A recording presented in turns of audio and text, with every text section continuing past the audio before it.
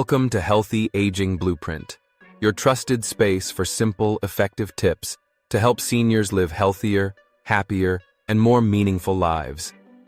Whether you're stepping into retirement or supporting a parent or grandparent on their wellness journey, this channel is for you. Together, we'll explore real-life experiences, healthy daily habits, and a positive mindset to help you wake up each day with energy, joy, and purpose. Have you ever had to plan your entire day around knowing where the bathrooms are? What if the small things you do every day, the ones you think are harmless, are secretly making it worse? And what if doctors are urgently warning older women to stop these exact habits, but no one's talking about it? If you're over 60 and constantly battling the urgent need to pee, you know how it chips away at your freedom, your confidence, and even your ability to get a good night's sleep.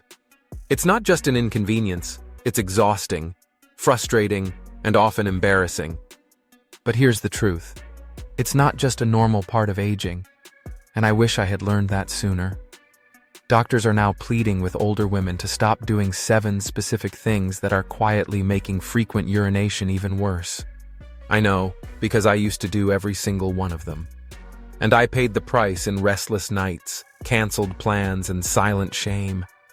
But stay with me, because in this video, I'm opening up about the emotional roller coaster I went through and the simple, practical changes that completely transformed my daily life.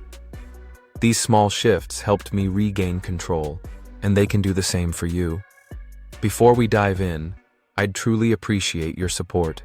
If you enjoy this content, please give it a like. And if you haven't already, consider subscribing and turning on notifications. I share honest, age-tested tips that could change your life or someone you love. And just to keep it fun, if you like this video, comment 1. If not, comment 0. I welcome all feedback to keep improving for you. Let's begin with the very first habit, the just-in-case sip before leaving the house.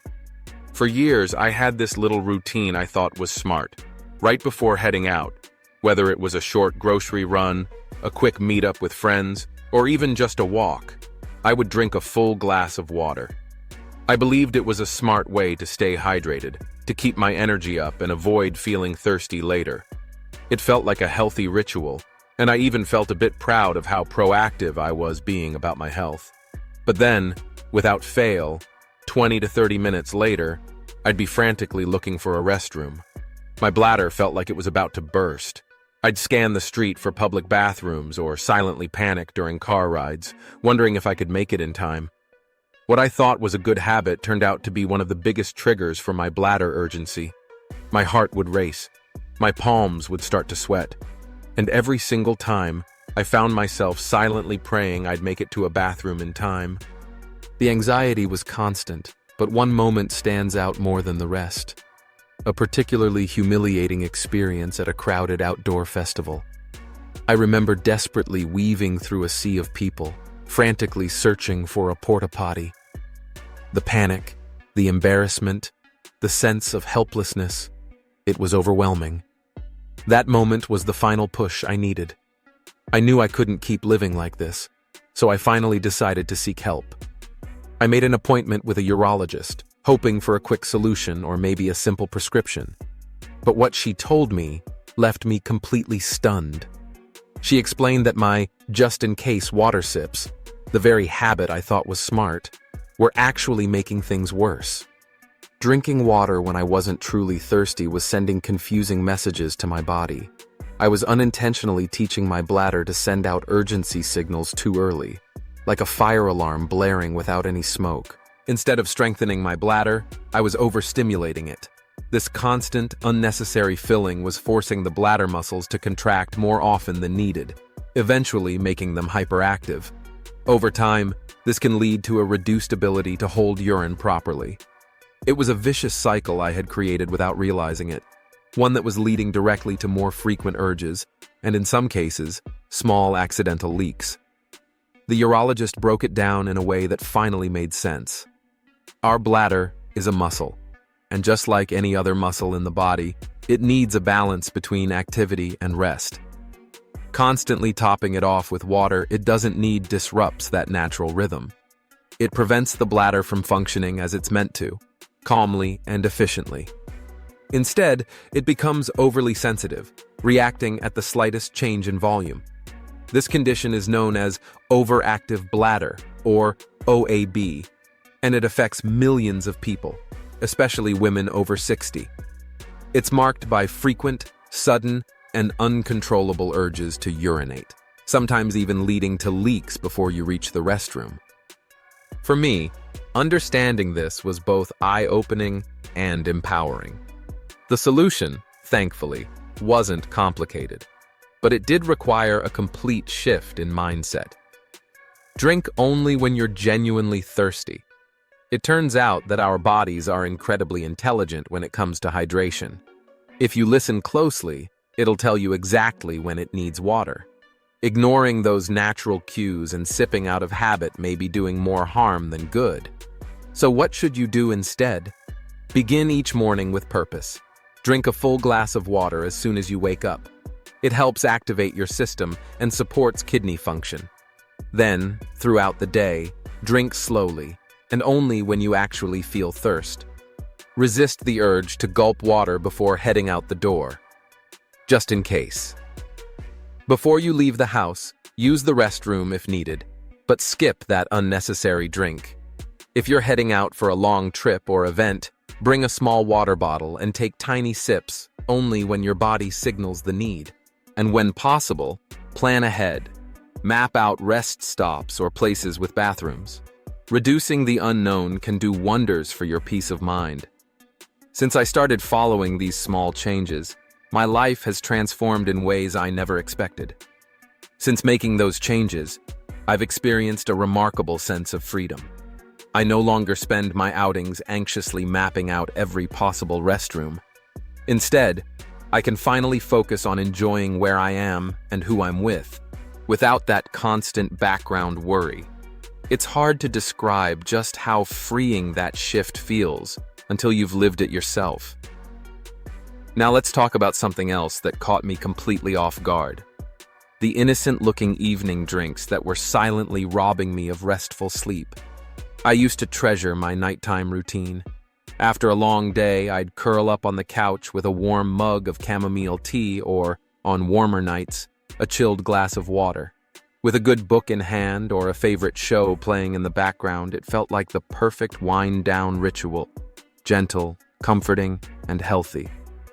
Or so I thought. But then came the dreaded 3 a.m. wake-up calls, sometimes even earlier. I'd stumble half asleep to the bathroom, frustrated and bleary-eyed, only to crawl back into bed and lie awake for what felt like hours. This became a nightly pattern. The next morning, I'd feel drained before the day had even begun. My energy was low, my mood was off, and my motivation vanished. At first, I chalked it up to aging. I assumed that frequent nighttime bathroom trips, known as nocturia, were simply another unpleasant reality of getting older. During a routine doctor visit, I brought it up casually, expecting the usual "it's normal at your age" response. But instead, she gave me an explanation I wasn't expecting, and it changed everything.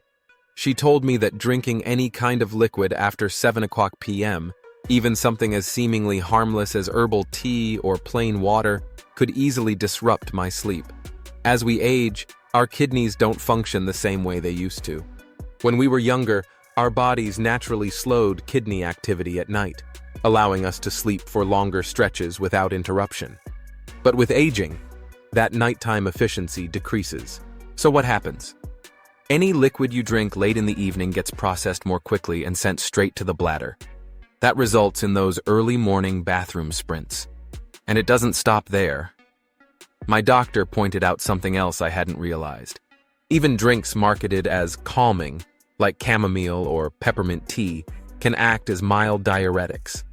The very beverages I believed were helping me relax were, in fact, encouraging my body to eliminate fluids faster, pushing me into that frustrating cycle of broken sleep and sluggish mornings. To my surprise, that beloved chamomile tea, the one I believed was my nightly ticket to relaxation, turned out to be part of the problem. It was gently stimulating my bladder and subtly increasing urine production.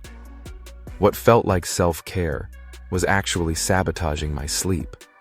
My doctor made it clear that frequent nighttime urination doesn't just interrupt rest. Over time, it can lead to persistent fatigue, mood swings, and even a weakened immune system. For women, there's an added challenge. Hormonal changes during menopause can reduce bladder capacity and make the bladder more sensitive to fluids. That means we're not only more likely to wake up, but we're also more prone to feeling urgency after even small amounts of liquid. Once I understood this connection, I was determined to take back control of my nights and finally get the restful sleep I'd been missing for years. So, what should you do instead? The fix is simple, but it requires discipline. Stop drinking any fluids at least 2 hours before bedtime. This gives your kidneys and bladder the time they need to process what you've already consumed, so your system isn't overloaded while you're trying to sleep. If you're someone who still craves something soothing in the evening, like I used to, shift your hydration earlier in the day. Focus on water-rich foods at dinner such as cucumbers, watermelon, or celery. These offer gentle, sustained hydration without flooding your bladder, since they release moisture gradually as they're digested. And if you truly need something comforting right before bed, consider a tiny sip of milk or a caffeine-free, non-herbal tea alternative that isn't a diuretic. Just keep the portion minimal, enough to satisfy the ritual without waking you up later. I also found that adding a small fan or white noise machine beside my bed helped distract me from focusing too much on bladder signals during quiet nights. Since making these changes, my nights have transformed.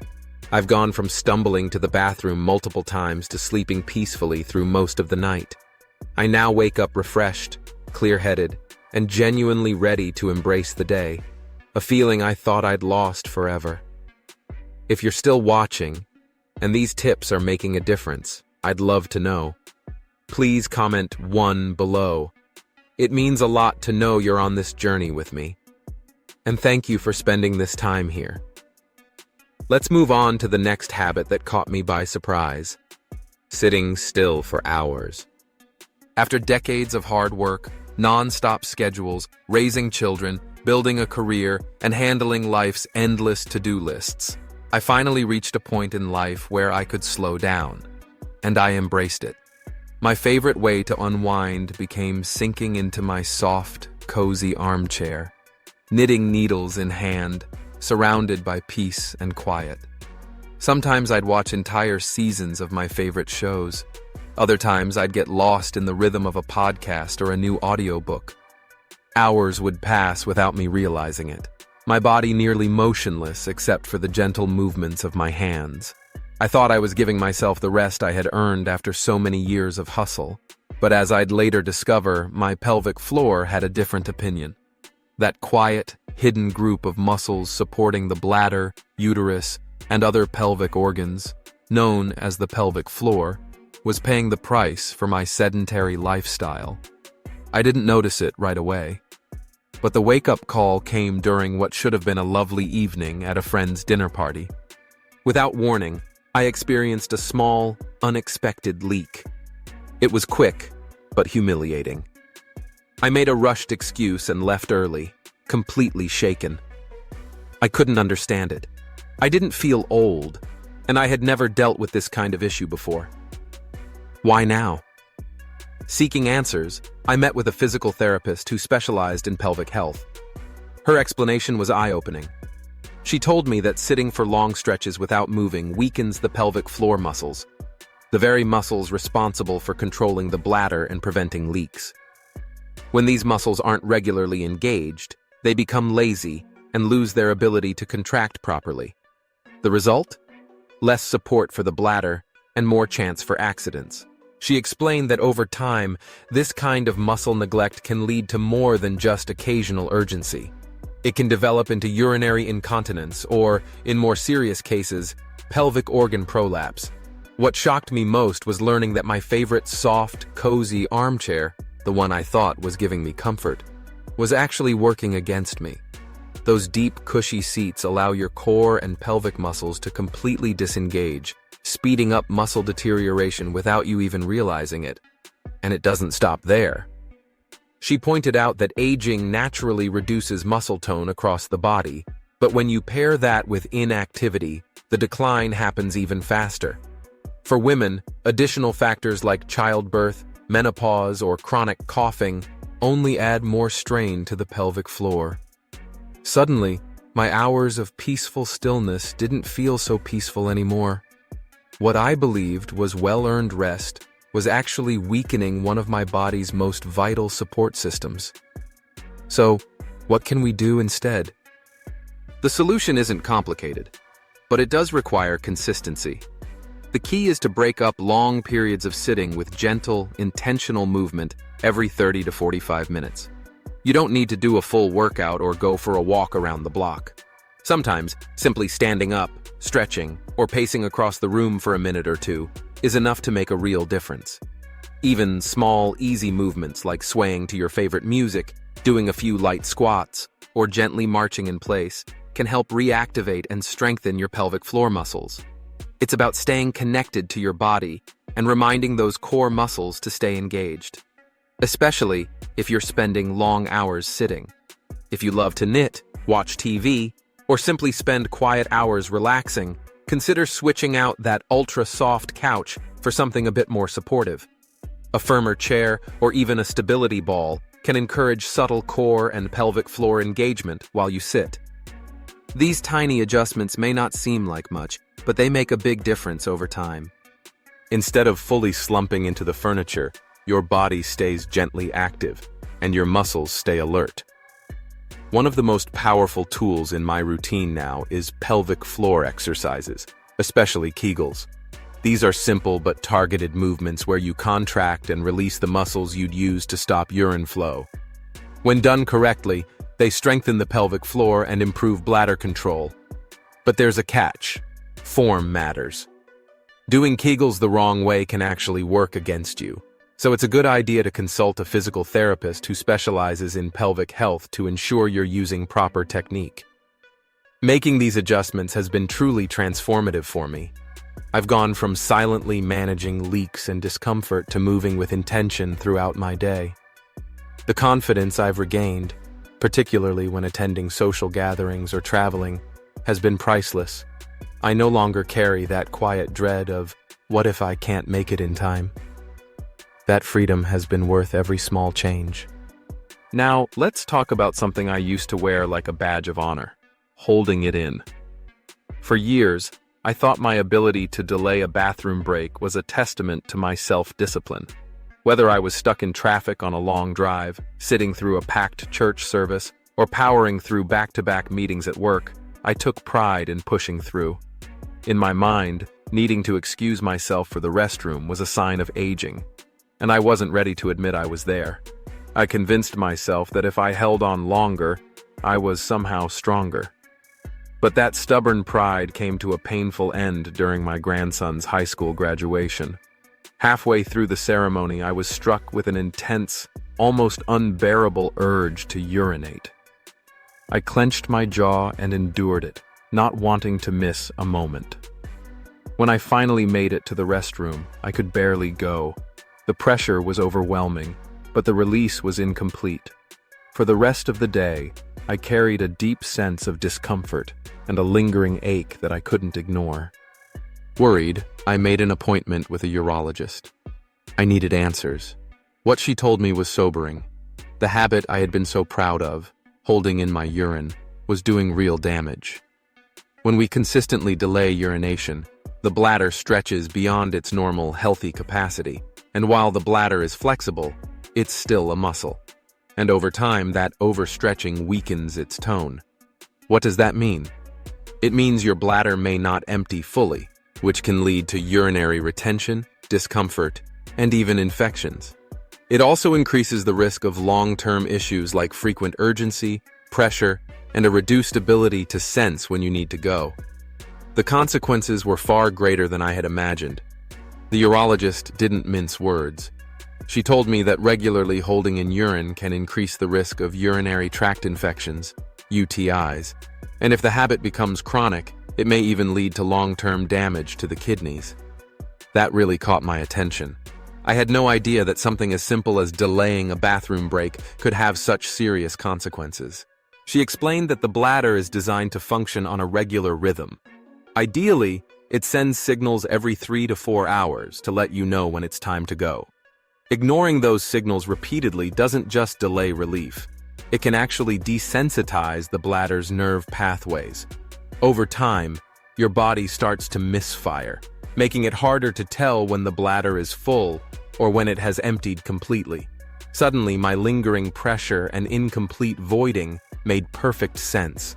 In more severe cases, this kind of behavior can contribute to full-blown bladder dysfunction, a condition that may require medical treatment or even long-term management. What I had once seen as self-control was, in reality, putting my health at risk. My urologist also shattered one of my long-held beliefs, that being able to hold it was some kind of strength or resilience. In truth, it was a false pride, a dangerous mindset that could have long-term repercussions. She also reminded me that women in particular are more susceptible to bladder issues due to their anatomy. A shorter urethra increases vulnerability to infections, and habits like delaying urination only make matters worse. So, what should you do instead? The answer is surprisingly simple, but incredibly important. Make it a routine to urinate every 3 to 4 hours, even if you're not feeling desperate. Think of it as responding to your body's gentle whisper before it turns into a scream. If you're in a situation where bathrooms aren't easily accessible, like a long drive or a busy public event, the key is to plan ahead. Use the restroom before you leave home, and avoid diuretic drinks like coffee or soda that can accelerate urgency. Another helpful strategy is something called timed voiding, setting regular intervals to visit the restroom, whether you feel the urge or not. This practice can help retrain your bladder, restoring a healthy rhythm and giving your muscles the consistent signals they need to stay strong. For me, letting go of the pride I'd built around bladder control was humbling. But in truth, it was also freeing. I now choose to honor my body's needs rather than push past them for the sake of appearances. And as a result, both my bladder and my dignity are in a much better place. If you're still here and finding value in these insights, I'd love to know. Please comment the number 2 below to let me know you're still watching this video with me. Your time means a lot. Now let's talk about something that felt healthy but turned out to be misleading. Overloading on water at the wrong times. At 67, I jumped headfirst into the hydration trend that had taken over wellness circles. I was completely convinced that carrying around a huge water bottle and drinking constantly was the secret to flushing out toxins, boosting my energy, and staying young. You'd rarely see me without my oversized gallon jug, proudly sipping during work meetings, while running errands, and basically any time I wasn't asleep. Even late into the evening, I'd keep sipping from that oversized bottle while watching my favorite shows. I genuinely believed I was doing the right thing, that this was a simple, powerful habit to combat the effects of aging. Hydration, after all, was always touted as the secret to glowing skin, better digestion, and more energy. How could it possibly be a bad thing? But my enthusiasm came with unexpected consequences. By overloading on water, especially in the late afternoon and evening, I was placing unnecessary strain on my aging bladder. What started as a feel-good habit quickly turned into a nightly cycle of relentless urgency. I'd find myself waking up 2, sometimes 3 times during the night, groggy and disoriented, rushing to the bathroom. Those middle-of-the-night bathroom trips weren't just inconvenient, they were exhausting. And more than that, they were risky. Each time I shuffled through a dark room half asleep, I was putting myself in danger of falling. It was a concern I had never fully considered before, but it became all too real. One misstep on a rug or one poorly lit hallway, and a simple bathroom break could turn into a serious accident. Medical experts explain that as we age, our kidneys become less efficient at managing fluid balance, especially at night. This condition, known as nocturia, means that fluids we consume later in the day are more likely to be processed during sleep, pushing them into the bladder and waking us up with a strong urge to go. That inefficiency, combined with late-day hydration, only makes the problem worse. But the consequences weren't just physical. The emotional toll was real too. Poor sleep left me irritable, forgetful, and sluggish. My mind felt foggy, my patience wore thin, and my ability to enjoy daily life started to slip away.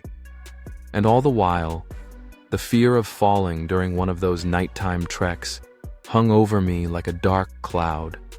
It gnawed at my peace of mind, something I had worked hard to protect. Determined to find a better path, I reached out to both a urologist and a nutritionist. Together, they helped me reshape the way I thought about hydration. The answer wasn't to drink less water overall, my body still needed fluids, but rather to rethink the timing of my intake. That's where the real shift happened. I began my days with intention, starting with a tall glass of water first thing in the morning to rehydrate after a full night's rest. Then, I focused on steady, consistent sips throughout the morning and early afternoon, the hours when my body was most capable of processing fluids efficiently. By spreading my intake more evenly during the day, I gave my bladder a break in the evening and my body the uninterrupted rest it desperately needed. I made a conscious effort to taper off my fluid intake after 6 p.m. Instead of drinking out of habit or routine, I limited myself to small sips in the evening, and only when I was truly thirsty. This simple change gave my bladder a much-needed break and allowed it to rest overnight without being overstimulated. Working closely with my healthcare provider, I also calculated my ideal daily water intake. We considered factors like my body weight, activity level, and the warm climate I live in. It turns out that when you live in a hot or humid environment, your hydration needs naturally increase. But for most older adults, aiming for around 1.5 to 2 liters of water a day, adjusted to individual needs, is more than enough to stay properly hydrated without overwhelming the bladder. Adopting this mindful, strategic approach to hydration changed everything for me. Within just a few weeks, the number of times I woke up at night dropped dramatically. My sleep became deeper, more restorative, and as my nights improved, so did my days. I felt more alert, more energized, and more in control of my body. I no longer dreaded the nighttime hours or feared those groggy bathroom trips. Instead, I greeted each morning with a renewed sense of balance, confident that I was finally supporting my health, not just guessing at it. That brings me to another habit I had to confront: eating bladder-irritating foods. For years, Friday pizza night was a beloved tradition in our family. It was a ritual we all looked forward to. The scent of a hot pizza fresh out of the oven, slices topped with spicy pepperoni, rich tomato sauce, and the perfect balance of cheese. We'd gather around the table with glasses of chilled soda or wine, laughing, sharing stories, and soaking up the warmth of togetherness. These evenings felt sacred, a comforting end to the week and a time to bond with the people I love. But as I moved into my late 60s, something began to shift. Within just a couple of hours of those indulgent meals, I started noticing a pattern. I'd be hit with a sudden, urgent need to rush to the bathroom, sometimes more than once in a single evening. What was once a source of joy and connection slowly turned into something stressful. The discomfort overshadowed the memories. I found myself distracted by the constant urge to go, missing pieces of conversations, or feeling anxious in the middle of a gathering. At first, I brushed it off, assuming it was just another quirk of getting older. But the more it happened, the clearer it became. Something in those meals was triggering my bladder. And worse, the problem wasn't going away. It was getting worse. Bit by bit, it was robbing me of the very moments I cherished most. Moments like snuggling on the couch with my grandchildren for movie nights were what I lived for. But the joy began to fade when I found myself getting up again and again during a Pixar marathon, missing not only half the movie, but also the laughter, the cuddles, and those precious giggles that only happen when you're truly present. That night was my breaking point. I realized something had to change. Determined to get to the bottom of it, I dove into research and scheduled an appointment with a urologist. That's when everything started to make sense. She explained that certain foods and drinks, many of which were staples in my routine, are known for irritating the bladder. Spicy ingredients, acidic tomatoes, citrus fruits, caffeine, alcohol, and even artificial sweeteners hidden in so-called healthy snacks were often to blame. These seemingly innocent ingredients were inflaming the lining of my bladder, causing sudden urgency and discomfort that consistently disrupted my evenings. I wasn't just imagining things. My body was responding to irritation that could be managed if I was willing to pay attention. But I wasn't ready to give up pizza nights or resign myself to a bland, joyless diet. Instead, I took a proactive approach to regain control without sacrificing the experiences I cherished. The first step was simple, but powerful. I began keeping a food and symptom diary. Every day, I recorded what I ate and drank, and any symptoms that followed. Within a couple of weeks, patterns emerged with surprising clarity. Spicy foods, tomato-based dishes, citrus desserts, that second cup of caffeinated coffee. Even the sugar-free gum I kept in my purse, it all lined up with bladder flare-ups. Each one, though seemingly harmless on its own, was a consistent offender when it came to triggering urgency or discomfort. Armed with this knowledge, I started making small but strategic changes. I didn't eliminate everything. I simply adjusted the timing. If I craved a tomato-based pasta or a bit of dark chocolate, I'd have it earlier in the day, giving my body time to process it well before bedtime. For dinner, I leaned into more bladder-friendly meals. Think grilled chicken seasoned with mild herbs, gently steamed vegetables, or creamy pasta dishes made without acidic sauces. Instead of sipping wine or soda in the evening, I swapped them out for a calming cup of chamomile tea or just plain water. And if I wanted to enjoy a glass of wine, I moved it to lunchtime, when it wouldn't interfere with my evening comfort or sleep. I also became much more diligent about reading food labels, checking for hidden irritants like caffeine, acidic preservatives, and artificial sweeteners that often sneak their way into unsuspecting snacks. I also became intentional about avoiding hidden irritants in my food, things like artificial sweeteners and highly processed snacks that I hadn't realized were quietly working against me. I began choosing whole, natural foods instead, giving my bladder the gentle support it needed to recover. On top of that, I added more hydrating, anti-inflammatory options to my meals. Fresh cucumbers, slices of watermelon, and other water-rich fruits and vegetables became regular features in my daily routine.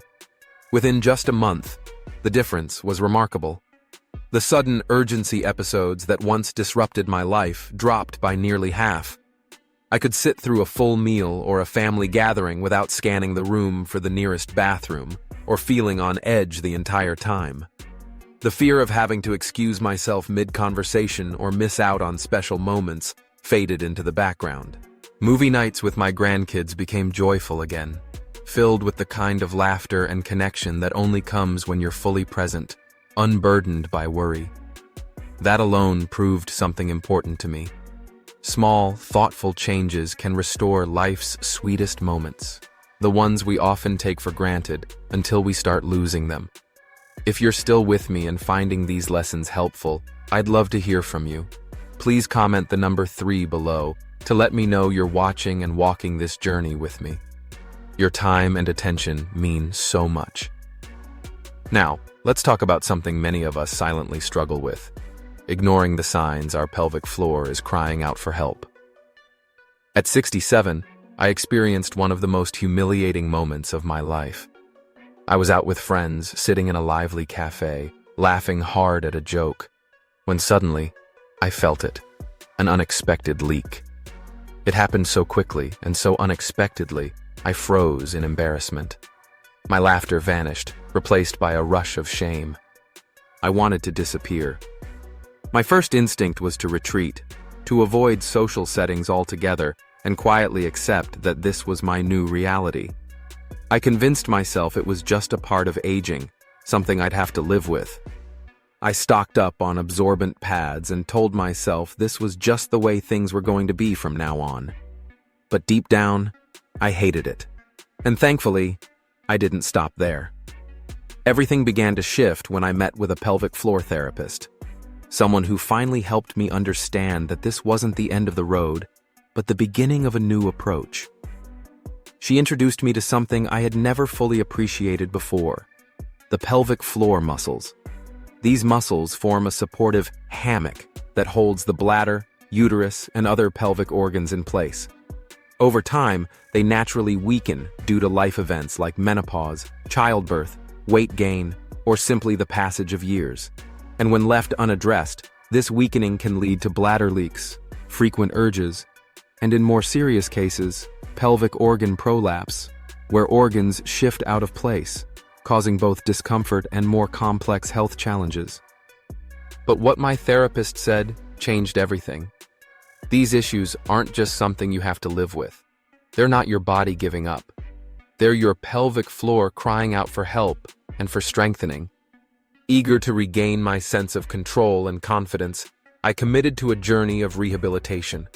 At the center of this effort was something surprisingly simple: Kegel exercises.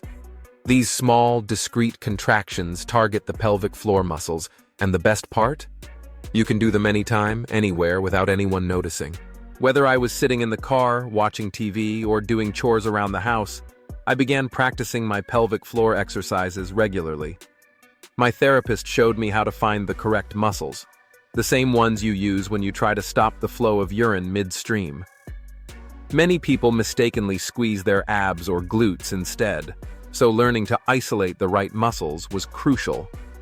With her guidance, I learned the correct technique and began to understand how powerful this tiny area of the body truly is. Of course, not everyone has access to a pelvic floor therapist, but thankfully, there are online videos, mobile apps, and even one-time consultations that can help you get started and ensure you're using the proper form. It's worth the effort, because doing the exercises incorrectly can lead to frustration or even further imbalance. I committed to a daily routine, 3 sets of 10 to 15 Kegels a day. I'd hold each contraction for 3 to 5 seconds, then relax for the same amount of time. To make the habit stick, I linked it to other moments in my day, while brushing my teeth, waiting for my tea water to boil, or even sitting at a red light. Those tiny windows of time became opportunities to strengthen my body without needing to stop what I was doing. My therapist also introduced me to biofeedback tools that helped me track my progress, along with gentle core exercises like bridges and pelvic tilts to support the surrounding muscles. These small movements, when practiced consistently, made a world of difference. Within just a few short weeks, the change was undeniable. The urgency and leaks that had once controlled my schedule began to fade, and by the end of 3 months, I felt stronger, more stable, and more in control than I had in years. I stopped relying on pads. I stopped turning down invitations. I started enjoying social outings without a second thought, because I trusted my body again. What I once saw as a problem, my pelvic floor, turned out to be one of my greatest allies. With just a little care and effort, it reminded me that aging doesn't mean giving up control. In fact, it can be a time of reclaiming it, with strength, grace, and dignity. Ladies, we've just walked through 7 dangerous habits that could be quietly stealing your confidence and your freedom, and the simple, powerful changes that can help you take it all back. I've opened up about my journey, the awkward moments, the surprising lessons, and the healing that came with them. Because you deserve to live your golden years free from shame or discomfort. So let me ask you, what's one thing you've learned today that really opened your eyes? Maybe it's cutting back that late-night tea, or finally giving Kegel exercises a try. I'd love to hear from you.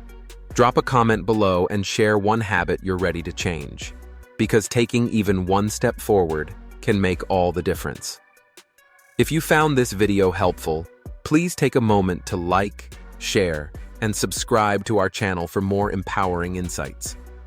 Together, let's continue supporting each other to live strong, feel confident, and embrace aging with grace and power. Wishing you vibrant health, lasting happiness, and peaceful days ahead.